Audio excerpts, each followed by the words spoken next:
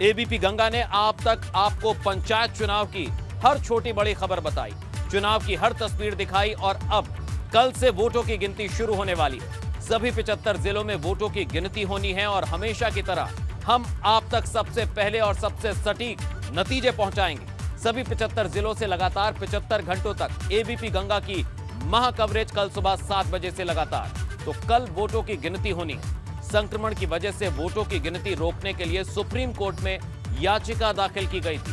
हालांकि आज सुनवाई के बाद कोर्ट ने सख्ती के साथ काउंटिंग के लिए मंजूरी दे दी है।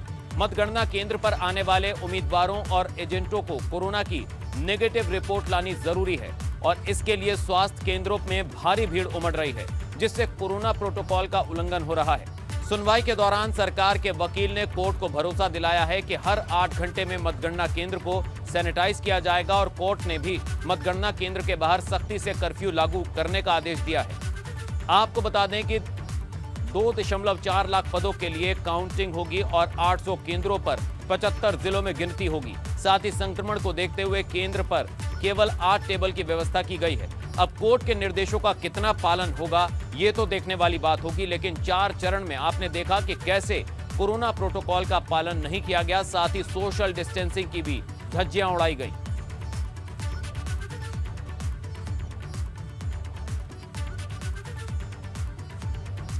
तो पंचायत चुनाव में सभी चरणों का मतदान पूरा हो चुका है, लेकिन हिंसा कम नहीं हो रही। पुलिस प्रशासन के तमाम दावों और कोशिशों के बाद भी हिंसा की घटनाएं लगातार सामने आ रही हैं। कल भी हमने आपको हिंसा की कुछ तस्वीरें दिखाई थी कि कैसे लोग चुनाव जीतने के लिए एक दूसरे की जान लेने पर आमादा हैं। अब आज की ये 3 तस्वीरें देखिए मथुरा, जहां वोट नहीं देने की वजह से एक प्रत्याशी ने वोटर के साथ मारपीट की, साथ ही वोटर के जमीन पर भी कब्जा कर लिया।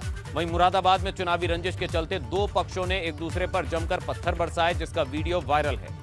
तीसरी तस्वीर फतेहपुर की है, जहां 2 पक्षों में हार जीत के कयास की वजह से लाठी डंडे चले। तो हिंसा की 3 तस्वीरें अब सामने आ रही हैं। वोटर के साथ मारपीट की गई, उसकी जमीन पर दबंगों ने कब्जा जमा लिया। वहीं मुरादाबाद में 2 पक्षों में जमकर पत्थर चले और तीसरी तस्वीर फतेहपुर से सामने आई, जहां 2 पक्षों में संग्राम हुआ। तो हार जीत के कयास को लेकर 2 पक्ष आपस में भिड़ गए। 3 तस्वीरें हिंसा की, तो वोटिंग के दौरान और अब काउंटिंग से पहले भी हिंसा की तस्वीरें सामने आ रही हैं।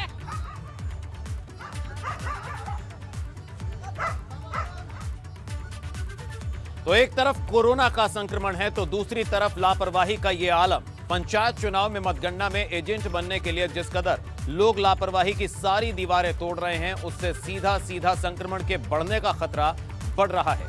किसी भी जिले की बात कर लीजिए, फतेहपुर, इटावा, श्रावस्ती, शामली, अमरोहा, हर जगह यही हाल है। लोग लापरवाही के साथ अस्पताल पहुंच रहे हैं। एजेंट पास लेने के लिए बने केंद्रों पर भी आलम कुछ ऐसा ही है। प्रशासन की तमाम कोशिशों के बावजूद कोरोना प्रोटोकॉल का पालन नहीं हो पा रहा। तो इन तस्वीरों को देखकर अंदाजा लगाइए कितनी भीड़ है यहां पर। एजेंट बनने के लिए कोरोना की जांच कराई जा रही है, कोरोना की नेगेटिव रिपोर्ट लाना अनिवार्य है और ऐसे में कितनी होड़ लगी हुई है और कितनी भीड़ यहां पर जमा है।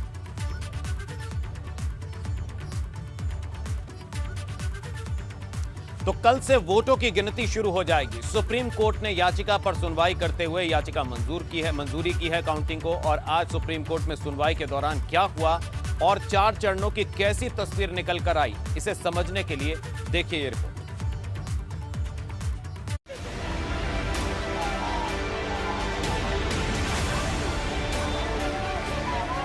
15 अप्रैल को जब यूपी के 75 जिलों में पंचायत चुनाव शुरू हुआ तो एक के बाद एक सभी जिलों से लापरवाही की ऐसी ही तस्वीरें सामने आने लगी। एक के बाद एक जिलों में कोरोना के सारे प्रोटोकॉल की धज्जियां उड़ा दी गई।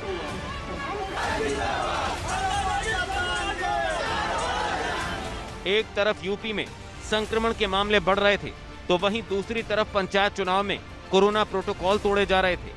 हाँ, ये बात अलग है कि प्रशासन ने इस बात का दावा किया था कि चुनाव के दौरान कोरोना प्रोटोकॉल का पालन किया जाएगा, लेकिन जो हुआ उसे इन तस्वीरों से समझ लीजिए।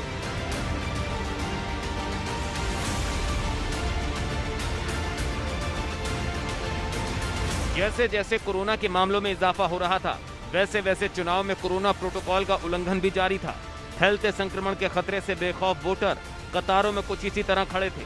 वोटरों को कोरोना प्रोटोकॉल का उल्लंघन कराने के लिए प्रशासन की तैयारी भी नाकाफी थी।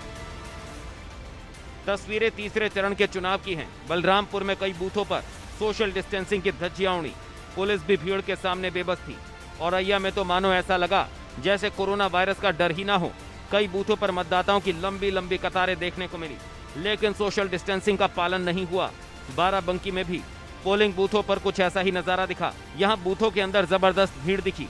कासगंज की भी तस्वीर कुछ जुदा नहीं थी। यहाँ भी कोविड गाइडलाइंस को ताक पर रखा गया। तीसरे चरण में हुए कोरोना प्रोटोकॉल के उल्लंघन के बाद भी प्रशासन अलर्ट नहीं हुआ। 28 तारीख को कोर्ट ने अंतिम चरण के चुनाव में कोविड प्रोटोकॉल की सख्ती से पालन के आदेश दिए।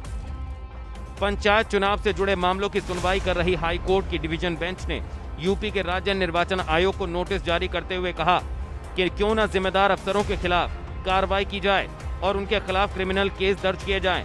अदालत ने चौथे चरण के पंचायत चुनाव के लिए विशेष व्यवस्थाएं मुहैया कराने और कोविड प्रोटोकॉल का सख्ती से पालन कराने का भी निर्देश दिया था। कोर्ट ने मतदान कर्मियों की मौत पर भी नाराजगी जताई थी, लेकिन अगले ही दिन प्रदेश के 17 जिलों में सोशल डिस्टेंसिंग के साथ साथ हाई कोर्ट के आदेश की भी धज्जियां उड़ा दी गई। हाई कोर्ट के सख्त आदेश के बावजूद अंतिम चरण में जिन 17 जिलों में चुनाव हुए वहां कोरोना प्रोटोकॉल का पालन नहीं किया गया। 5 तस्वीरें आम्बेडकर नगर, कौशाम्बी, सीतापुर, फर्रुखाबाद, बाराबंकी की तस्वीरों से समझिए कि आखिर कैसे कोर्ट के आदेश को जिला प्रशासन ने ताक पर रख दिया। किसी भी बूथ पर सोशल डिस्टेंसिंग दिखाई नहीं दी। हाँ, मतदाता मास्क पहनकर जरूर बूथों तक पहुंचे, लेकिन राज्य निर्वाचन आयोग और प्रशासन की नाकामी का नतीजा ही कहेंगे कि संक्रमण के इस खतरनाक दौर में भी बूथों पर ऐसी लापरवाही देखने को मिली। अब ऐसे में सवाल है कि अगर इस लापरवाही से कोरोना संक्रमण के मामलों में इजाफा होता है तो इसका जिम्मेदार कौन होगा? चुनाव के बाद भी लापरवाही जारी रही। निर्वाचन आयोग की ओर से कहा गया कि मतगणना केंद्रों पर आने के लिए कोरोना की नेगेटिव रिपोर्ट जरूरी होगी। फिर क्या था, एक के बाद एक जिलों में कोरोना की जांच कराने के लिए पोलिंग एजेंटों और उम्मीदवारों की भीड़ उमड़ने लगी। पंचायत चुनाव में मतगणना में एजेंट बनने के लिए लोग लापरवाही की सारी दीवारें तोड़ने लगे और इस लापरवाही से संक्रमण फैलने का भी खतरा बढ़ने लगा। किसी भी जिले की बात कर लीजिए, फतेहपुर, इटावा, श्रावस्ती, शामली, अमरोहा, हर जगह का यही हाल है। लोग लापरवाही के साथ अस्पताल पहुंच रहे हैं। एजेंट पास लेने के लिए बने केंद्रों पर भी आलम कुछ ऐसा ही है। प्रशासन की तमाम कोशिशों के बावजूद कोविड प्रोटोकॉल का पालन नहीं हो पा रहा है। चुनाव के बाद अब कल काउंटिंग होनी है। काउंटिंग से ठीक पहले सुप्रीम कोर्ट में चुनाव रोकने को लेकर याचिका दाखिल की गई।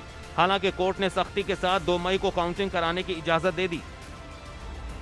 कोर्ट ने कहा, क्या आपने मतगणना रोकने पर भी विचार किया है? सरकार के वकील ने कहा, निचले स्तर पर जनप्रतिनिधि नहीं है, उनकी जरूरत है। कोर्ट ने कहा, 2.4 लाख सीटों के लिए 800 मतगणना केंद्र हैं। हर केंद्र पर 300 सीटों की गिनती होगी। हर सीट पर लगभग 10 प्रत्याशी हैं। इस तरह भी करीब 3000 लोग मतगणना केंद्र पर पहुंच जाएंगे। सरकार के वकील ने कहा, एक साथ सभी सीटों की मतगणना नहीं होगी। एक केंद्र पर सिर्फ 8 टेबल लगेंगे। विजय जुलूस नहीं निकालने का भी निर्देश दिया गया है। फिर कोर्ट ने कहा, क्या मतगणना 2 हफ्ते के बाद नहीं हो सकती? सरकार के वकील ने कहा, कोविड के मामले बढ़ सकते हैं, पूरी तैयारी के साथ मतगणना करवाई जा रही है। रविवार को कर्फ्यू है। फिर कोर्ट ने कहा, अगर मतगणना की अनुमति दी जाए, किसी एक अधिकारी का नाम बताया जा सकता है जो प्रोटोकॉल का पालन के लिए जवाबदेह होगा। अधिकारी ज्वाइंट सेक्रेटरी स्तर का होना चाहिए। सरकार के वकील का जवाब, हर जिले के लिए प्रिंसिपल सेक्रेटरी स्तर का अधिकारी नियुक्त किया जा रहा है जो कोविड प्रोटोकॉल का पालन करवाएगा। इस सुनवाई के बाद सुप्रीम कोर्ट ने कहा कि अधिकारी केवल निगरानी नहीं करेंगे बल्कि उनकी जिम्मेदारी भी तय हो और सभी संबंधित अधिकारियों का नाम वेबसाइट पर डाला जाए। लेकिन बावजूद इसके सवाल यह है कि आखिर कोर्ट के आदेश के बावजूद क्या प्रशासन काउंटिंग के दौरान कोविड प्रोटोकॉल का पालन करा पाएगी? Bureau report, ABP Ganga.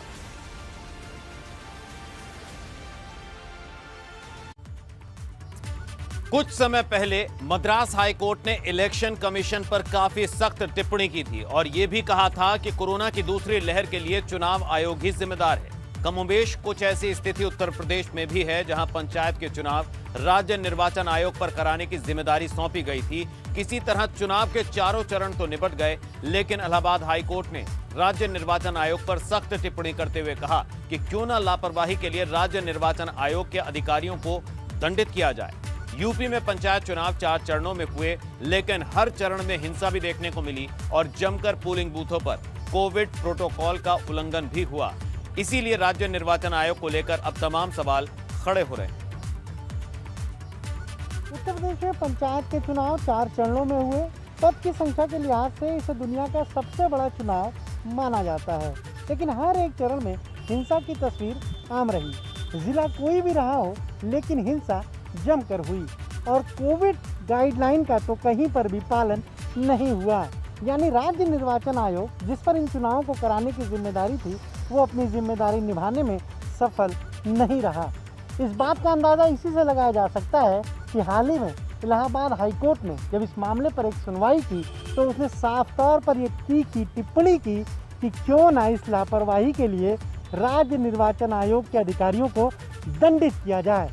इससे साफ तौर पर पता चलता है कि जिस आयोग पर इन चुनाव को हिंसा मुक्त और कोविड गाइडलाइन के प्रोटोकॉल को फॉलो कराते हुए कराने की जिम्मेदारी थी, उसके जो अधिकारी रहे वो केवल वीडियो कॉन्फ्रेंसिंग कर जिले के अधिकारियों के साथ अपने काम की इतिश्री करने में जुटे रहे। तभी तो पहले चरण में हिंसा हुई, दूसरे चरण में हिंसा हुई, तीसरे चरण में हिंसा हुई, चौथे चरण में हिंसा हुई। यानी हिंसा से कोई भी चरण अछूता नहीं रहा और कोविड गाइडलाइन को भी फॉलो नहीं किया गया।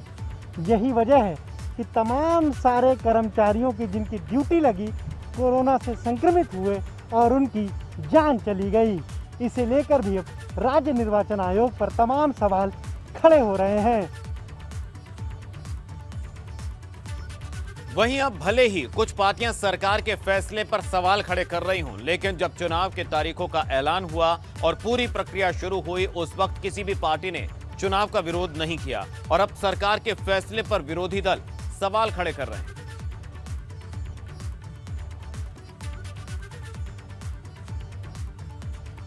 पंचायत चुनाव के बाद अब सभी सियासी दल, कोई कर्मचारियों की मौत को लेकर तो कोई चुनाव ड्यूटी में लगे शिक्षकों की मौत को लेकर ट्वीट कर सरकार और आयोग पर निशाना भले ही साध रहे हों, लेकिन चुनाव से पहले किसी भी सियासी दल ने ये नहीं कहा कि वो कोरोना के बढ़ते मामलों के चलते इन चुनाव का बहिष्कार करती है और इन चुनाव को नहीं लड़ेगी, बल्कि सभी ने अपने उम्मीदवार उतारे। उन उम्मीदवारों ने गांव में जमकर प्रचार किया और प्रचार किया तो जाहिर सी बात है कि कोरोना का भी प्रसार हुआ।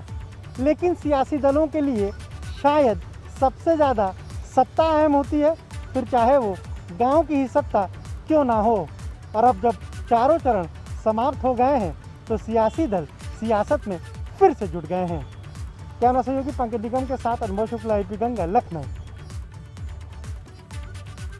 चलिए, नतीजे आने से पहले मथुरा से कुछ तस्वीरें सामने आई हैं। मथुरा में परिणाम आने से पहले ही प्रधान पद के प्रत्याशी की दबंगई का वीडियो सामने आ गया है। वोट न देने पर प्रधान पद के प्रत्याशी ने एक वोटर की जमीन पर कब्जा कर लिया। कब्जा जमाने के लिए ट्रैक्टर, हथियार, ईंट पत्थर और लाठी डंडे लेकर दर्जनों लोग पहुंचे थे। साथ ही दबंगों ने वोटर के घर में आग भी लगा दी। इतना ही नहीं, वोट नहीं देने की वजह से मतदाता के साथ गाली गलौज की गई और उसे जान से मारने की धमकी भी दी। घर का गेट बंद कर वोटर के परिजनों ने किसी तरह अपनी जान बचाई। पीड़ित का कहना है कि थाने के चक्कर लगाने के बावजूद सुनवाई नहीं हो रही है। घटना के बाद पीड़ित परिवार दहशत में है।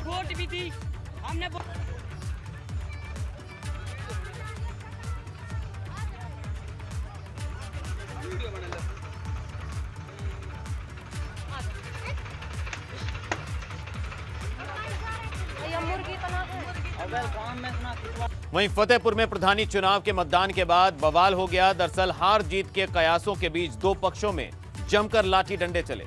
मारपीट का वीडियो सोशल मीडिया में वायरल हुआ। वीडियो में ज्यादातर लोग लाठी डंडे और हॉकी स्टिक से लैस दिखे।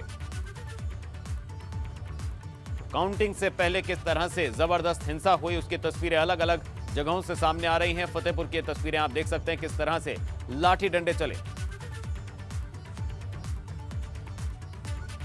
वहीं सोनभद्र में मतगणना के पास के लिए ब्लॉक पर सुबह से ही भारी भीड़ नजर आ रही है। ब्लॉक से पहले सामुदायिक और प्राथमिक स्वास्थ्य केंद्रों पर कोविड टेस्ट रिपोर्ट लेने के लिए भीड़ उमड़ पड़ी।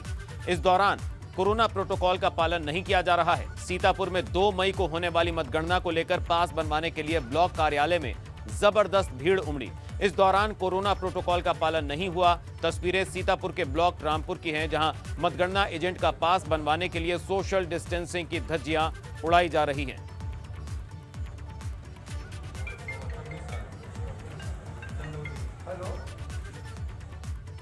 और अब हमीरपुर और कुशीनगर की तस्वीरें देखिए, कैसे हमीरपुर में अस्पतालों में कोविड जांच के लिए भारी भीड़ जुट रही है।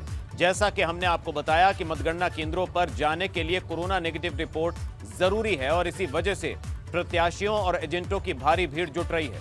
कोरोना की जांच कर रहे पीएचसी के डॉक्टर की सभी प्रत्याशियों और मतगणना एजेंट की कोरोना जांच तेजी के साथ की जा रही है। जांच रिपोर्ट में नेगेटिव होने पर ही इन्हें मतगणना एजेंट बनाया जाएगा। पॉजिटिव निकले प्रत्याशियों और मतगणना एजेंटों को इस प्रक्रिया से दूर रखकर इलाज के लिए कोविड हॉस्पिटल में भर्ती किया जाएगा। वहीं बात कुशीनगर की करें तो कोविड जांच कराने वालों को ही मतगणना स्थल में जाने की अनुमति से मुश्किलें बढ़ गई हैं। कोविड टेस्ट कराने गई भीड़ ने जिला चिकित्सालय में जमकर हंगामा किया। मतगणना केंद्र पर पल्स ऑक्सीमीटर और थर्मामीटर से जांच के बाद ही प्रत्याशियों और एजेंटों को अंदर जाने की इजाजत होगी, लेकिन प्रत्याशियों को इस बात की जानकारी नहीं होने से हंगामा हुआ।